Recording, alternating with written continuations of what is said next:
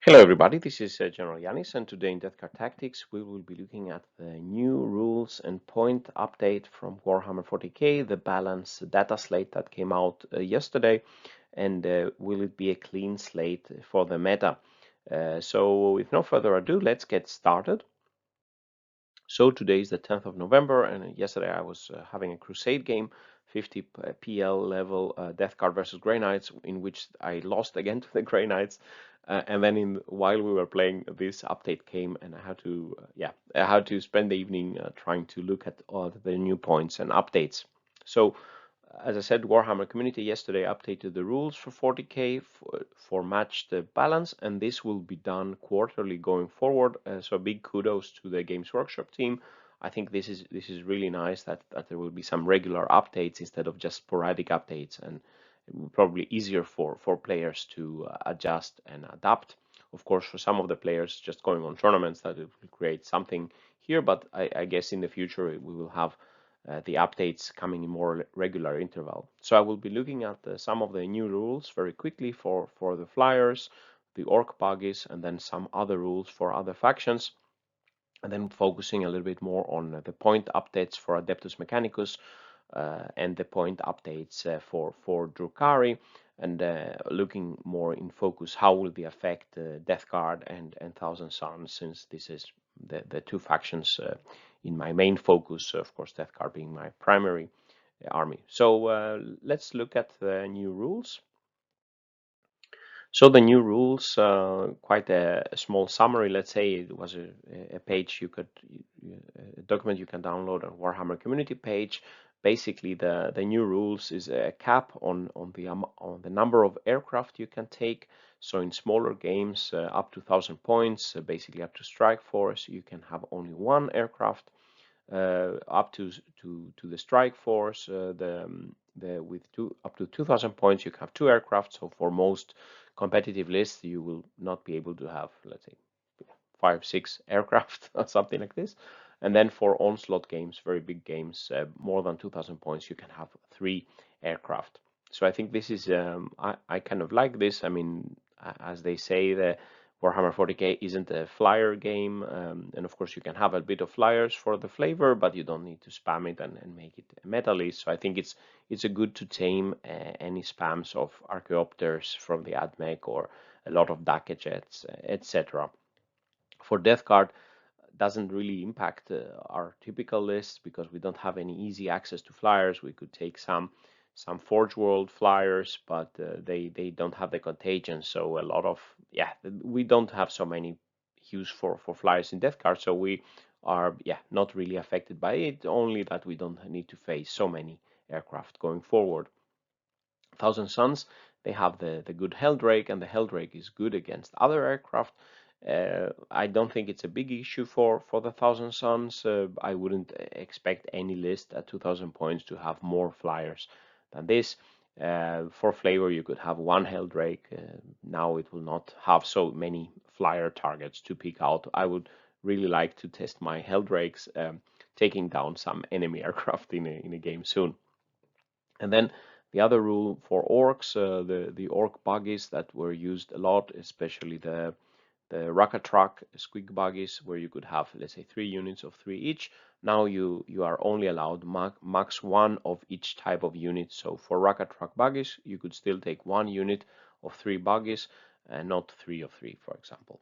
So you can mix different buggies, but you can't just spam the same buggy in multiple units. And that, I guess, all again, everything that reduces the spam is better, I think, for the game. And some of these units, the Orc Truck buggies, I already covered in a special review, and it had quite strong shooting, not so much against Death Guard, but many other armies will be quite affected with his Speed Freak.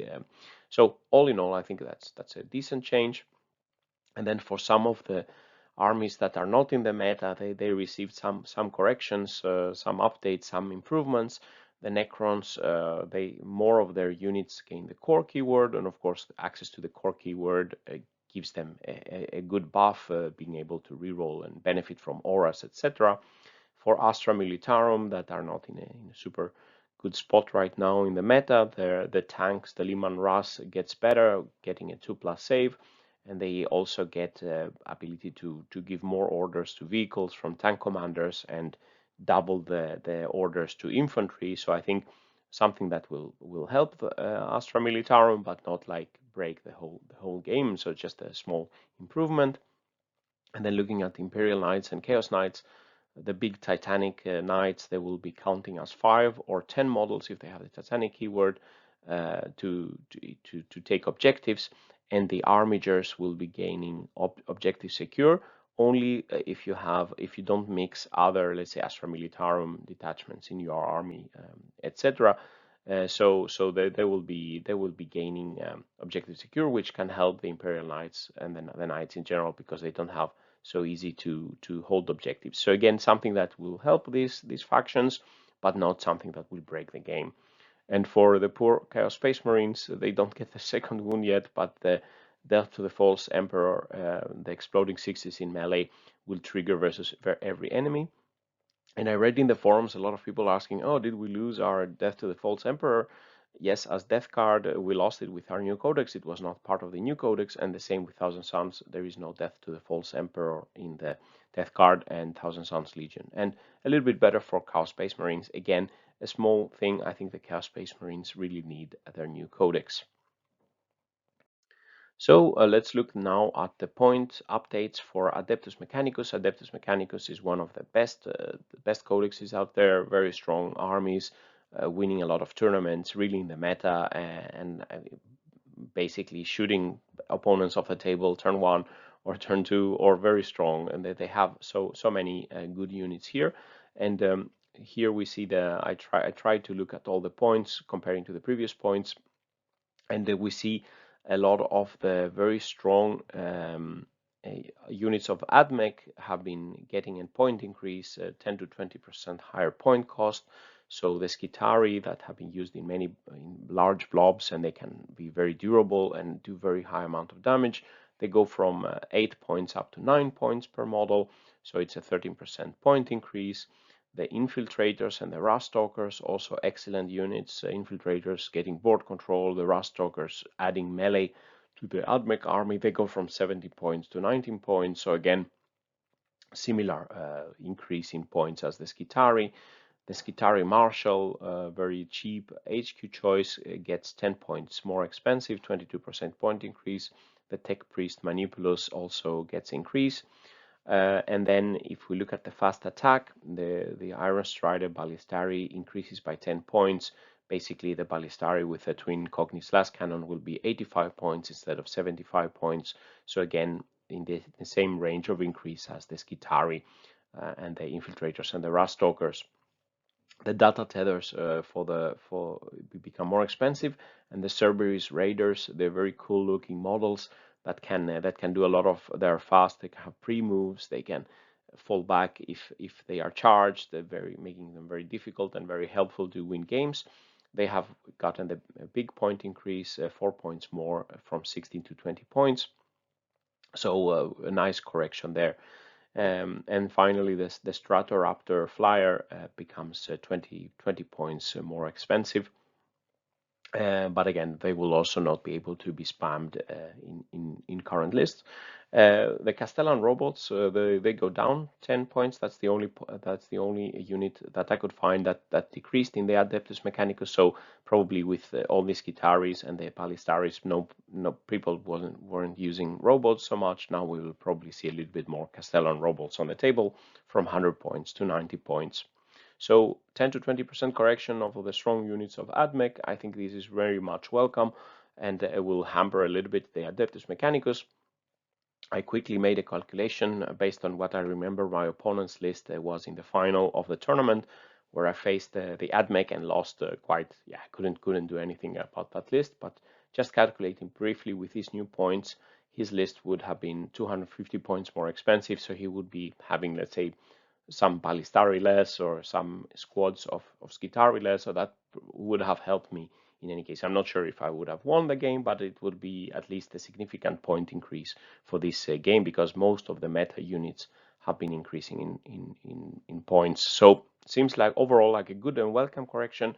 I think Admech will still be a force to be reckoned with, but hopefully now they will not just blast everyone to pieces and yeah, dominate as much as they have been doing. So yeah, very good change, I think.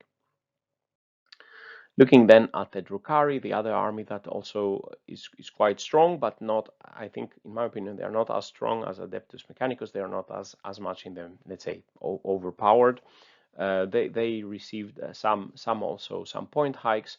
So we have a few units that increased in cost, but some also were decreased. So it's a bit more of a balanced and mixed changes here.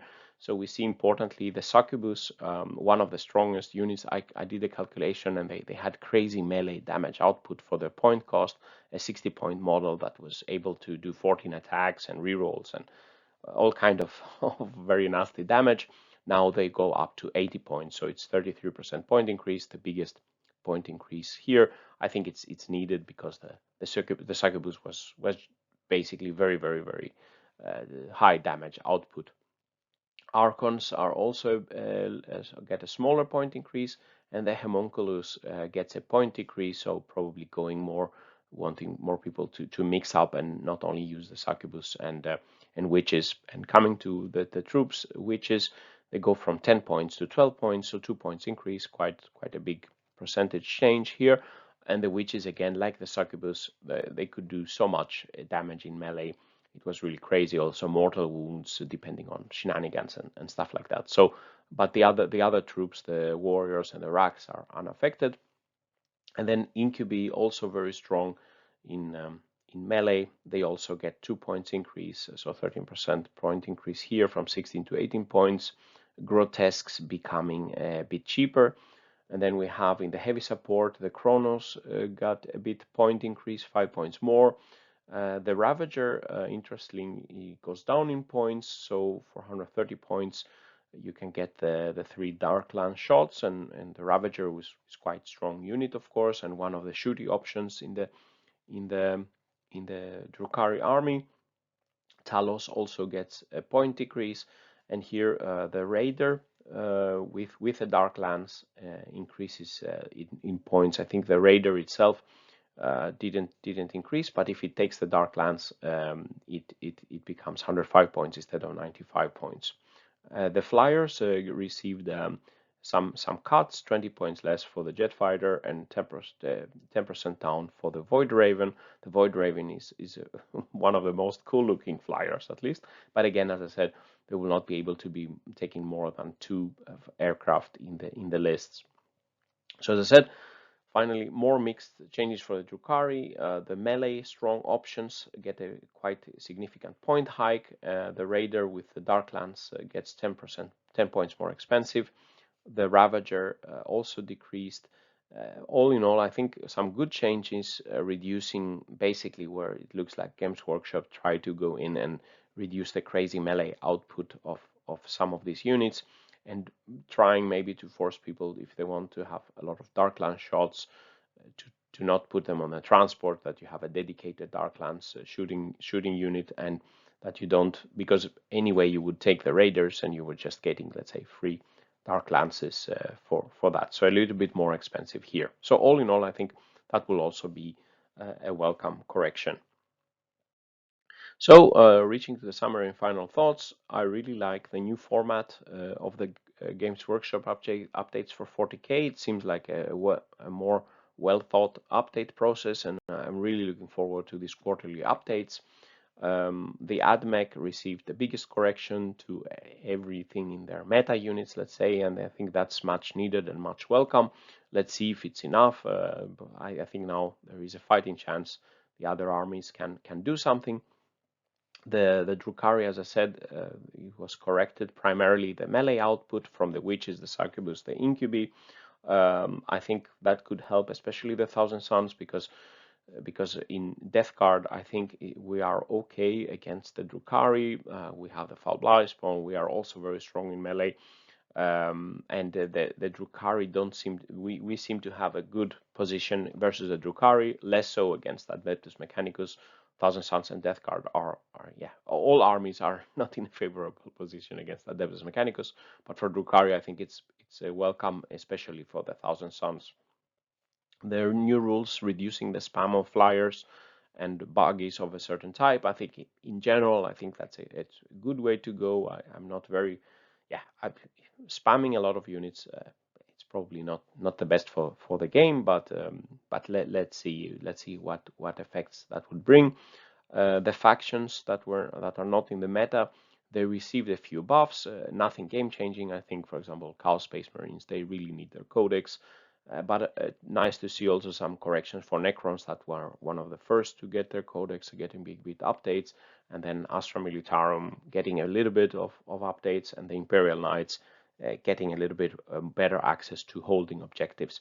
So all in all, I think trying to lift the bottom, let's say, of the meta list, and reducing, let's say, correcting the top. Death Guard and Thousand Suns being quite in the middle of the meta list, I would say. They didn't receive any updates, but the changes to the other factions are I think to the good benefit of both Death Guard and Thousand Suns. So with these words, this summarizes the video. What do you think about the changes? What do you think about the new format for Games Workshop? Please leave a comment below. And yeah, if you like, please subscribe to the channel, like the video. I will bring you more Warhammer news, math hammering, Death Guard and Thousand Suns related content, and Chaos Space Marines, hopefully when the codex comes out. And if you want to support my efforts further, please visit my Patreon page, and very big thanks to all my patrons. So with these words, General Yanis is signing out. Stay safe out there, and bye-bye.